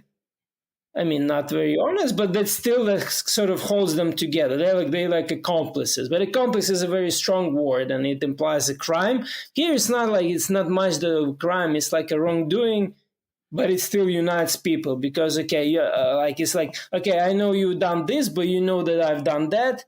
But we kind of keep silent so that we don't have much problem, and that kind of unites us. This kind of. I never looked at it that way. I never looked at it that way. All right. In some way, I see what you're saying. It doesn't take away from the problem of corruption, though, of course, in the sense that it gives access to people with money and resources, whereas others that don't share the same resources don't have the same access, which is directly against any democratic principle. But I hear where you're coming from. I understand how it can work like that. I have experienced similar things, but witnessed similar things. But I would nonetheless stress that, bottom line, corruption is nothing that is desirable in an open and democratic society. I would make that blanket statement. Look, I'm against corruption. Don't get me wrong. I'm not advocating. No, for I'm not saying you are. I'm just like to be clear, totally. I'm like nearly zero tolerance. Because corruption is something that I'm explaining why nearly zero, not just zero. Because sometimes you just can't define corruption. So I have zero tolerance to political and politician related corruption. So I'm against any official benefiting from his position illegally. Yep. So that's I'm like zero tolerance to that. But look, if some doctor as well gets a chocolate for, technically that's also corruption because he's benefiting from his position. But I disregard that. I'm like I can't care less about that. And that's one thing. And second thing is that democracy does not equal anti-corruption, because don't forget that the biggest democracy in the world, which is India, is also like one of the most corrupt countries. Also, to be clear, very clear, I'm not saying that democratic states are in any way leading by example there at all. I think the United States is a perfect example of corruption. The way that the voting goes, how they have their PACs vote for them, how just candidates for the presidential election are selected beforehand. It's purely by money. So there is a large degree of corruption also in the United States. There's a large degree of corruption in Germany. Our anti-lobbying laws are still terrible. And there's still so much open leeway there for people to go and influence politics that have the resources and the money and the time. So just to be very clear, I'm not saying either that Ukraine is corrupt or India is corrupt and everybody else is fine. Not at all. Corruption is a problem that concerns all of us everywhere, just to be very clear with that as well. So I absolutely agree with you. Absolutely. On that point, we absolutely agree with you. Yeah. Anyway, and we leave the chocolate to the doctor. I think he should have his chocolate as well. I also agree with you on that. I'm always for chocolate. Now, this is actually pretty much the last question to you that I have. And this is, we are now 3 days, I think it's 3 days after we've come to a negotiated trade deal in a way where now, wheat and all of that can be shipped out of Ukraine again. But just a day later, Russia shelled Odessa, which was absolutely against the agreement. Now, my question to you is this. How can you expect to end the war by negotiation, which, at some point, I think there will have to be negotiations, but at the same time, you're dealing with an opponent whose word can obviously not be taken for granted and is worth shit, to point it out like that, to really be very clear about it. How do you see that? How do you see the future shape up? How can this war be ended? If not by negotiations, how do you see a way out of this? One can't, and that's why we didn't sign anything with Russia, and I don't think that we will. Because it's not worth the paper it's written on, as a very powerful German leader of centuries ago said. I'm talking about Bismarck, so we didn't sign it, and obviously it wasn't a trade deal in from Russian side, because this agreement was signed by the Ministry of Defence. So also, it was some kind of. It wasn't a trade deal, setup. sorry, at all. It was actually just like an agreement on the shipping out of the resources, out of the harbors, basically. Yeah, it was something that's kind of difficult to describe, but again, whatever Russia does is, from their point of view, it's a very logical thing.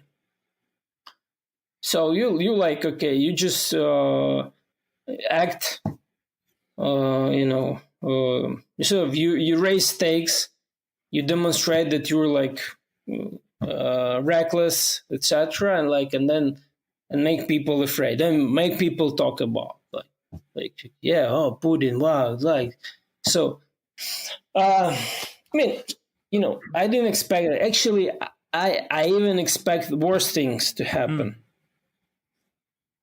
I would be very surprised if none of those ships that hopefully will follow, if none of those ships will be, well, put it mildly, be in trouble in one way or another. So like being harassed or even like attacked by a rocket, etc. Because then, look, there is no kind of guarantee that Russia at some point decides that, oh, okay, we claim that this was a military ship. That wasn't grain. It was like, I don't know, kind of empty cartridges from HIMARSs. So basically, they're always going they always want to cause more confusion. That's my impression. They always go along the lines of plausible deniability, right? We signed this agreement, but then we shell something, but then it was a military target, but then it maybe wasn't a military target. And at the end, everybody's so confused that nobody gets the facts straight anymore. So this, to me, is also a very clear, strategy that they're doing in their communication to a degree. Would you see it the same way? Yeah, exactly. They want everyone to think that they are irrational, that they are reckless, that they are crazy. They're not. They calculate this everything. And, it's like, usually in Western mind, if sort of, okay, your neighbor behaves okay, you think that, okay, he's okay, right? If your neighbors becomes a bully and behave crazy, like, so you're scared and you back off and you expect that he will come down. Like, this is Western logic, and it's completely doesn't work with Russia at all. Because in Russia, if you back off, you show weakness and you make him increase his behavior, because he understands, and his bad behavior produces gains for him, or for Russia, for Putin. And so it actually makes him behave even worse. So that's why, like, no deals with Putin, no negotiation, no agreements, and it's not needed. And then I come to you. You ask, like, what the victory would look like. They just need to get out of our country. Yes. I agree with you entirely, but how are you going to? How is that going to happen? Like, this is what I like, because there are two scenarios that I see. Right? It's like that Russia gets out of Ukraine, as it did. Now, then the question remains: are they getting out of Crimea as well? Which I personally feel they should. Yes, and I think also the vast majority of Ukrainians will probably see it the same way. But what are the actual probabilities that Ukraine, or that Russia will actually withdraw from Ukraine entirely? I mean, they will only do that by force. So there will have to be an increase in Ukrainian firepower, in a way, Western weaponry.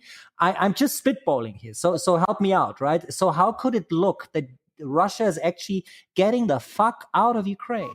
How do you think that would look? How could that happen? Well,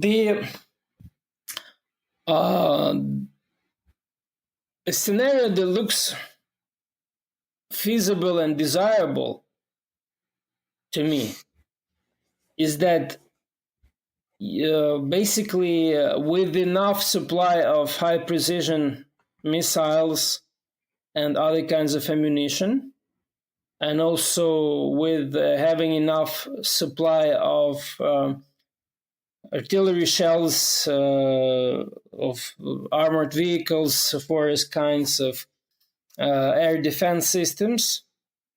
So Ukraine is able to first liberate Kherson area, and then to liberate the east, the territories that were occupied post 24th of February.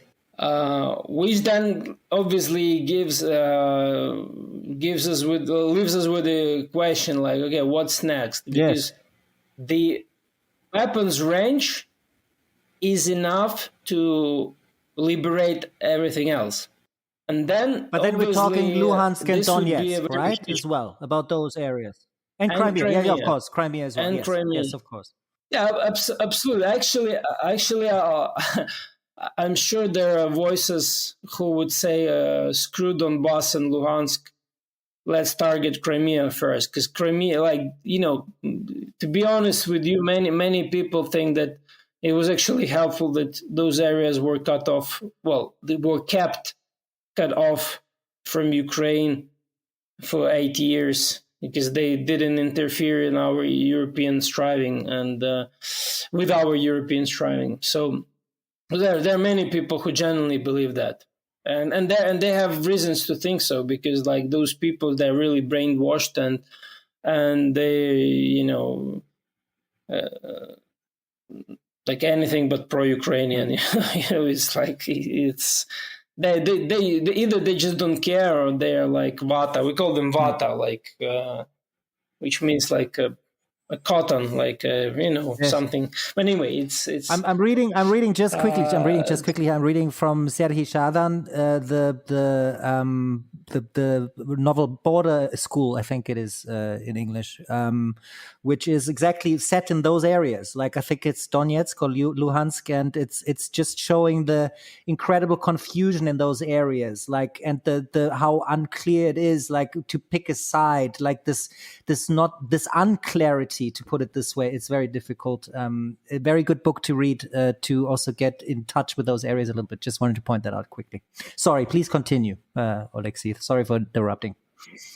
Yeah. So basically, I think Ukraine would want to do that, and there is appetite for that, a strong appetite, and obviously now the efforts are made into having enough capabilities, enough resources to do that. And then that leaves us with the dilemma. So, okay, how does it look like if the nuclear power state has to give up territories that they believe are theirs? I'm talking about Crimea. And many people in the West are very scared of that. So they don't know. Well, my bet is that if Ukraine is successful in liberating Kherson area, that would be nearly lethal blow to Putin's regime. So his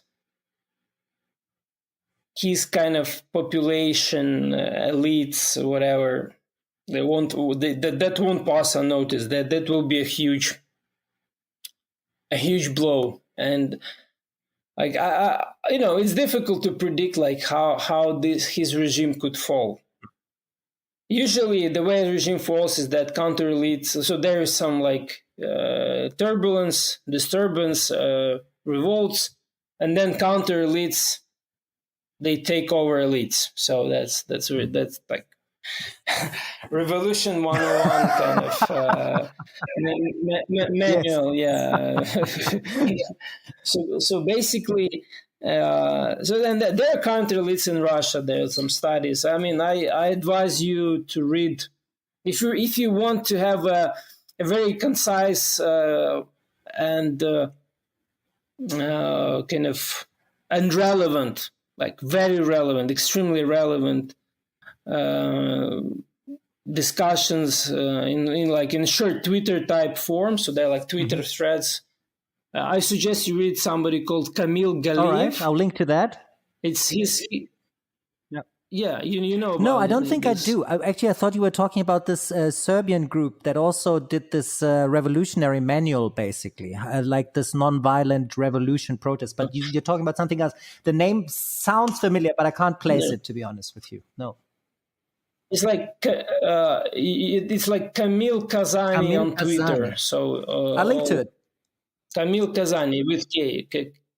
I'll write. Actually, I'll share some. So he has like pinned tweets. Actually, I refer you. I'll do it straight thank you. away. I'll refer you to his. You're doing my job. That's fantastic. Great. It's like, look, there are like 60 threads up till now, and they're like extremely.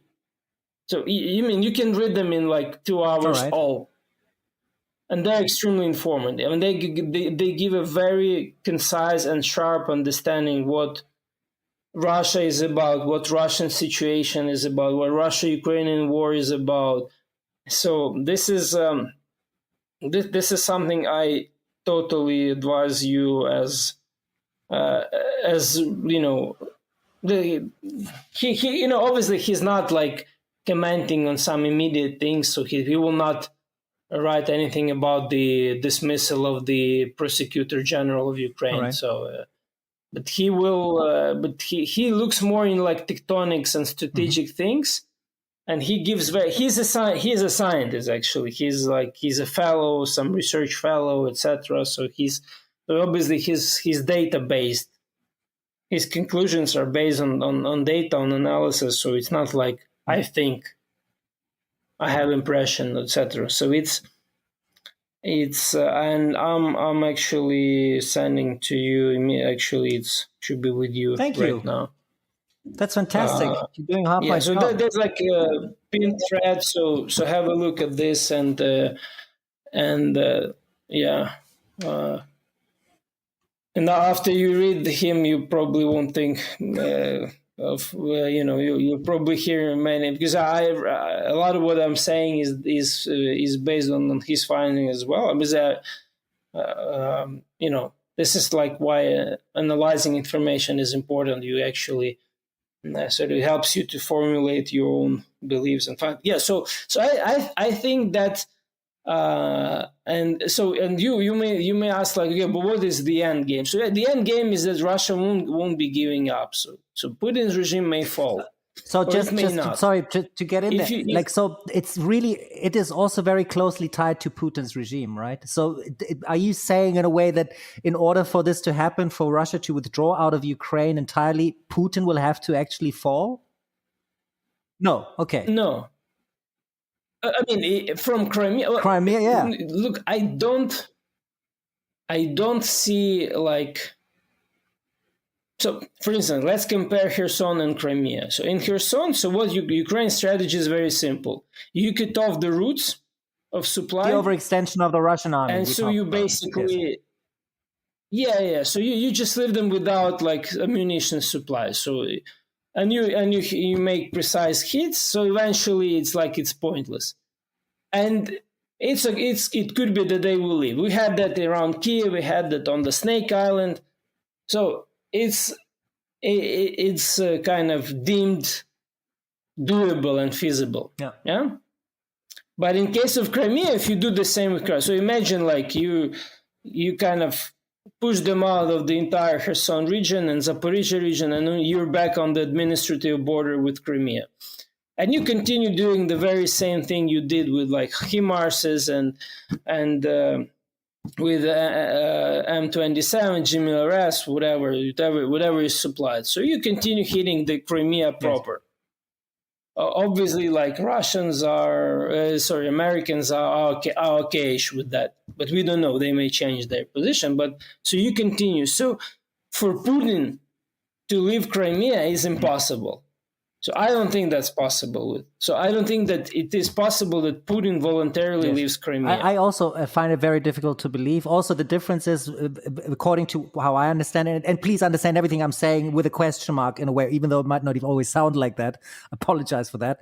But, the difference with Kherson is also you have a population there that is very much protesting and going against Russian occupation, right? You have a very strong backing from the public there. Like on Crimea, for instance, these last 8 years have also been used to resettle people to Crimea, Russian people with a Russian passport, and to hand out Russian passports to former Ukrainian nationals on Crimea. So in that sense, there's a much stronger footing of Russia and Russian culture in a way in Crimea now than there is in Kherson, for instance, right? So it is obviously a lot more difficult to make Russia and Putin back out of there. Would you agree with that maybe oversimplified view?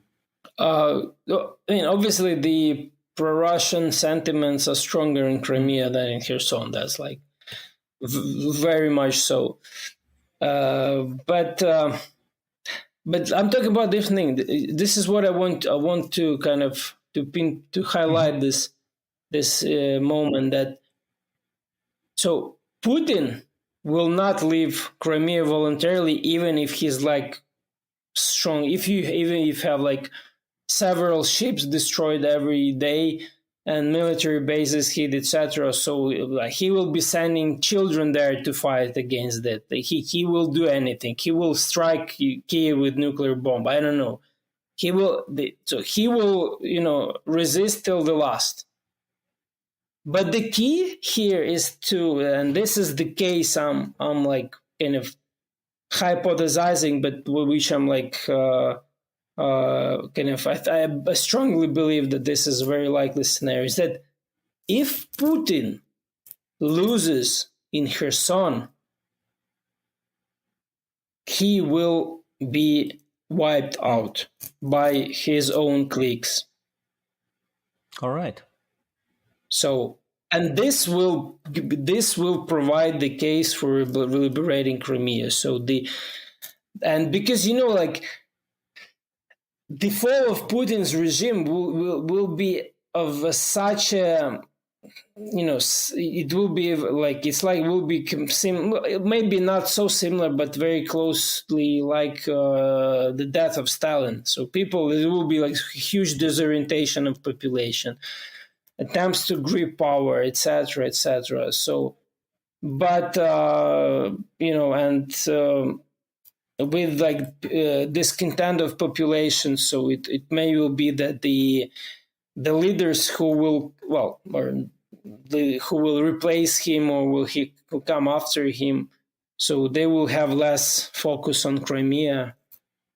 So basically. Maybe again there will be some voices in Ukraine that let's do some kind of Hong Kong type of deal with Crimea that is kind of semi-Ukrainian, semi-Russians, and there will be attempts. But then again, this is as I said, this is a desirable and like feasible-ish scenario. So what things scale. Like, look, it may happen that we won't liberate Kherson. Let's be realistic. So these are lives of people.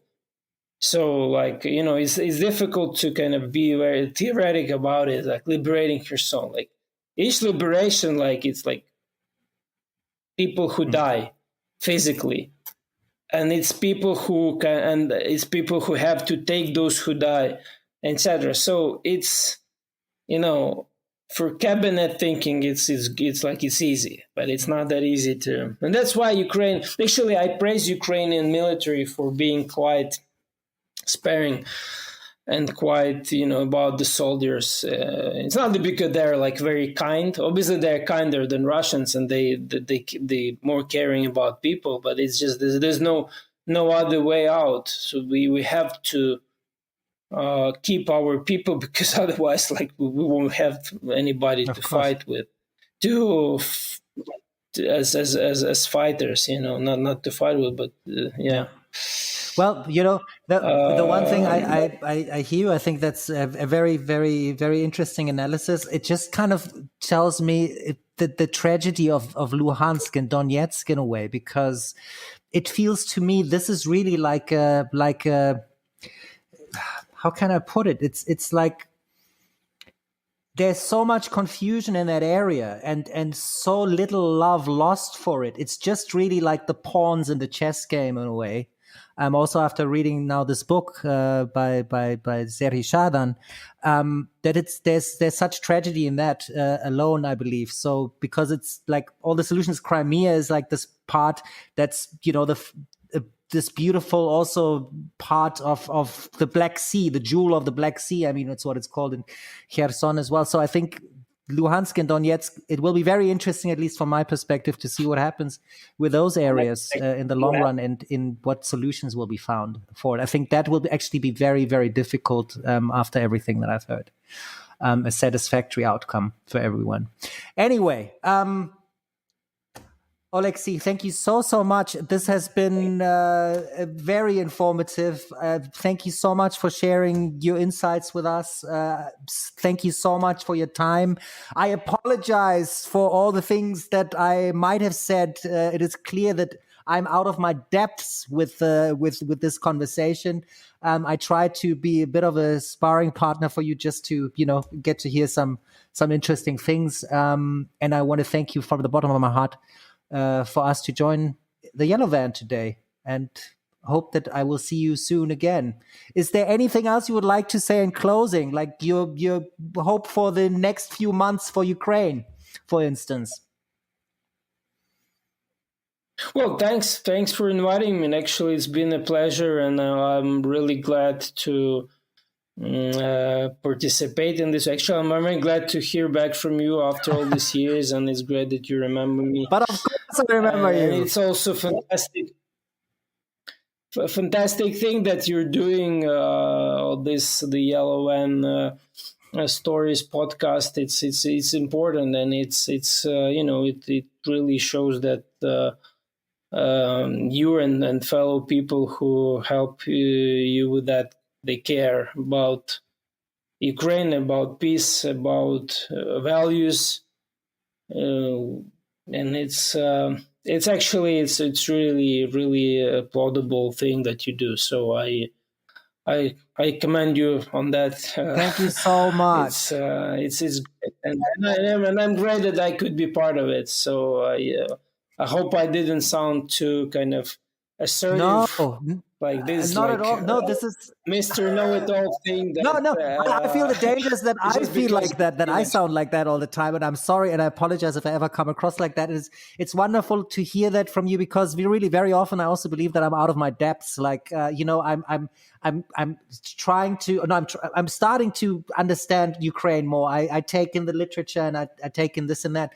But obviously, I have a lot to learn. Like like all of us. But so it's very nice to hear this from you, because I also do have my doubts about whether I am actually qualified to host this podcast and to talk about people like you, about things that matter, but that I know far too little about. So thank you very, very much for your time and for the commending me. That's wonderful.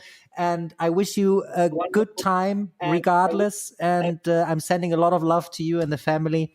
And I hope we see each other soon again. All right?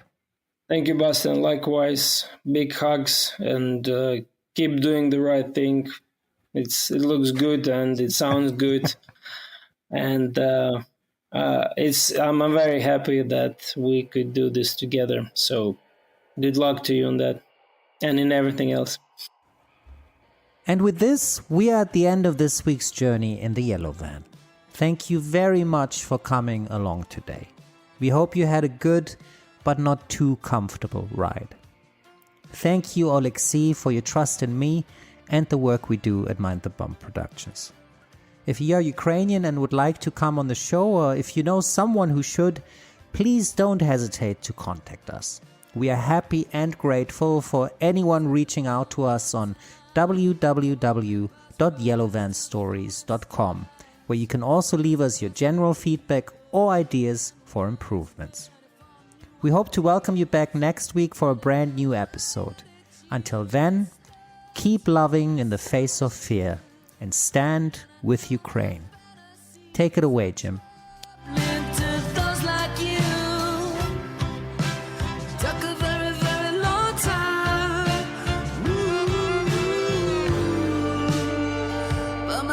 Just clear, he love that place of fear.